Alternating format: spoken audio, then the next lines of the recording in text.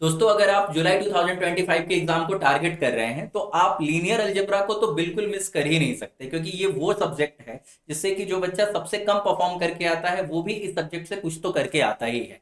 लेकिन अगर उसी चीज को थोड़ा बेहतर तरीके से सिलेबस को समझ के, किस सेगमेंट से कितने क्वेश्चंस आते हैं, इस चीज को समझ के अगर अच्छे तरीके से एनालाइज करके किया जाए तो हम अपने परफॉर्मेंस को और बेटर कर सकते हैं। और लीनियर अलजेब्रा वो सब्जेक्ट है जिससे कि आप 90 टू 100% तक भी अटेम्प्ट रेशियो रख सकते हो एग्जाम में।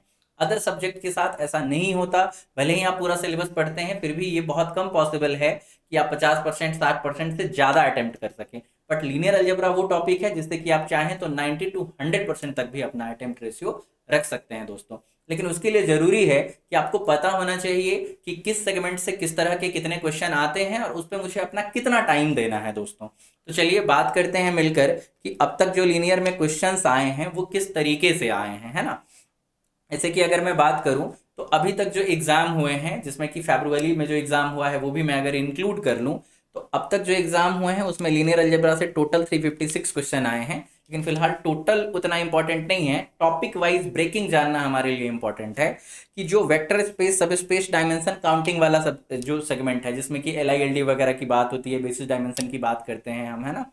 तो उससे अभी तक 35 क्वेश्चन टोटल पूछे गए हैं। देखो अभी तक टोटल एग्जाम, फरवरी में एक आसाम रीजन वाला भी पेपर हुआ था तो उसकी एनालिसिस हमने इसमें नहीं ऐड की है, तो उसको अगर हटा दूं तो टोटल 27 पेपर्स होते हैं हमारे पास।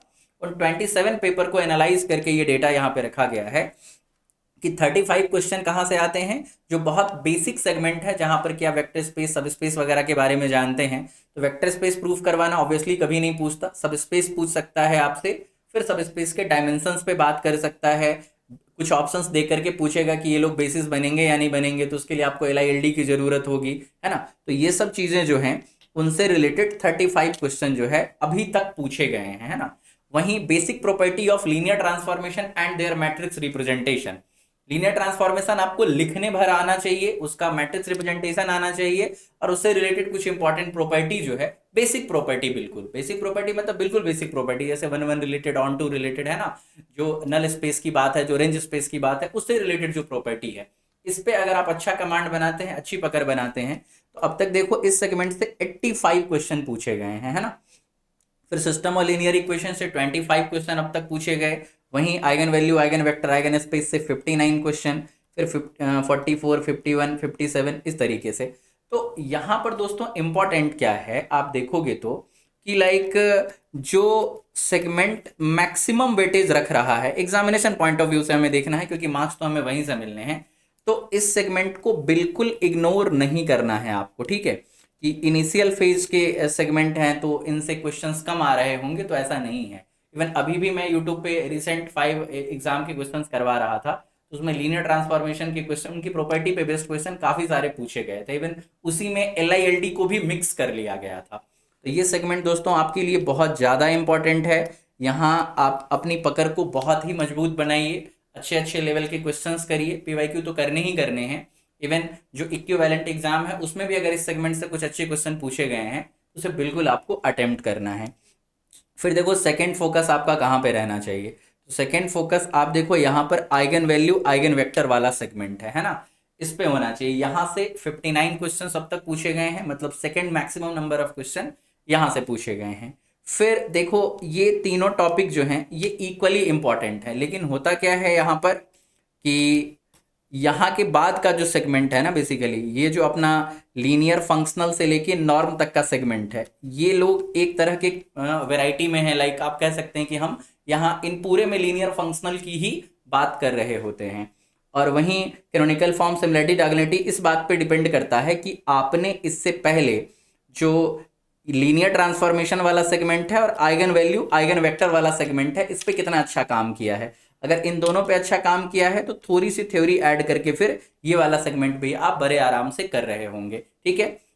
और linear function, bilinear form, quadratic form उसके बाद का स्टेप है, आप उस पे आए तो उसके बाद फिर बहुत थोड़ा सा थ्योरी है जिसे कि आप पढ़ के और इसके सारे के सारे क्वेश्चन अटेम्प्ट कर सकते हैं। और इनर प्रोडक्ट में पहले थोड़े टफ भी क्वेश्चन पूछे जा रहे थे, लेकिन पिछले 3-4 एग्जाम की मैं बात करूं तो जस्ट इनर प्रोडक्ट वेरीफाई करना पूछते हैं कि फंक्शन डिफाइन करके दे दिया और ये इनर प्रोडक्ट है या नहीं है। तो दोस्तों जो काउंटिंग है क्वेश्चन की कि कितने क्वेश्चन किस सेगमेंट से पूछे गए हैं, ये मैंने आपके सामने रख दिया है। अब आपका काम है ये निर्णय लेना, ये डिसाइड करना कि आपको किस सेगमेंट पे कितना फोकस करना है, क्योंकि डेटा आपके सामने है। अब आप बिल्कुल समझदार हैं, खुद से डिसाइड कर सकते हैं कि कहाँ पे काम करना है। इवन किसी सेगमेंट को अगर कम मानकर मान लो इग्नोर ही कर रहे होंगे, अज्यूम करो कि ये जो बाइलिनियर क्वाड्रेटिक फॉर्म वाला है इसको अगर आप इग्नोर कर रहे होगे, शायद कुछ बच्चों को उसमें थोड़ी डिफिकल्टी आती है। लेकिन देखो ना कि इसमें थ्योरी बहुत कम है। अगर आपके नोटबुक में थ्योरी पड़ी होगी तो मुझे लगता है कि 10 12 14 पेज में पूरी थ्योरी आराम से कंप्लीट हो गई होगी। इन डिटेल अगर आप लिखते हैं, समरी बनाएंगे तो वो एक पेज पे भी नहीं आएगा।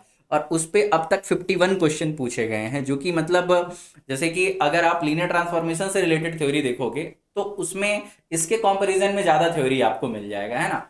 लेकिन यहाँ वाले क्वेश्चन की खासियत क्या होती है कि लीनियर ट्रांसफॉर्मेशन वाले में कभी कभी कैलकुलेशन भी थोड़ा हैवी वो करवा लेंगे आपसे, लेकिन लीनियर फंक्शन क्वाड्रेटिक फॉर्म वाले में, इनर प्रोडक्ट वाले में क्या होता है कि हैवी कैलकुलेशंस आपको नहीं मिलेंगे, आप स्ट्रेट फॉरवर्ड क्वेश्चंस को कर पा रहे होंगे।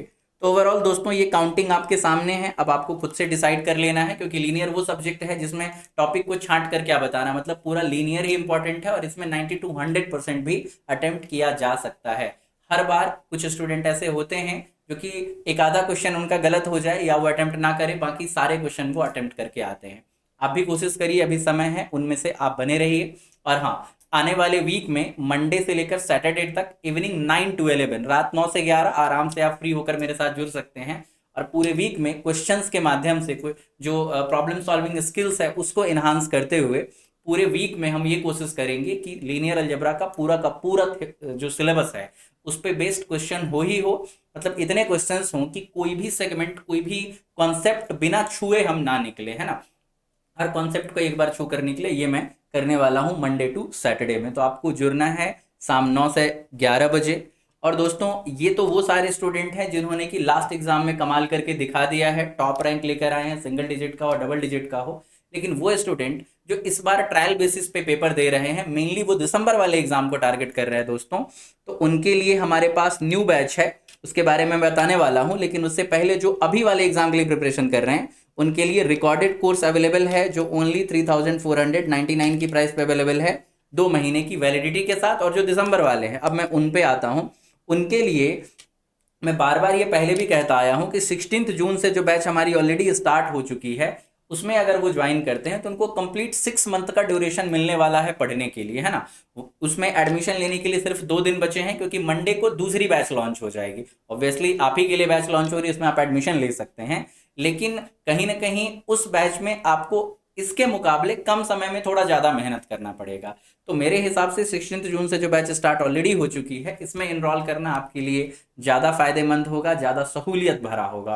तो आप इसमें जरूर इनरोल करें, और मैं एक्सपेक्ट करूंगा कि आने वाले एग्जाम में इन टॉपर्स की तरह आपके भी चेहरे यहाँ पे जुड़े हुए हों। ठीक है, तो इस वीडियो में इतना ही दोस्तों। आने वाले लेक्चर्स में, वीडियोस में मैं आपसे मिलता रहूंगा, और इस तरह से आपके एग्जाम में अटेम्प्ट रेशियो को, या फिर जो एग्जाम में आपको ज़्यादा से ज़्यादा मार्क्स लेने के लिए, बेटरमेंट के लिए जो चीज़ें होंगी उनको लेकर मैं आता रहूंगा, और हम लोग इस तरह से मिलते रहेंगे up to exam, till exam हम साथ में बने रहेंगे और मिलकर मेहनत करते रहेंगे। तब तक के लिए happy learning. Thank you so much for watching this video.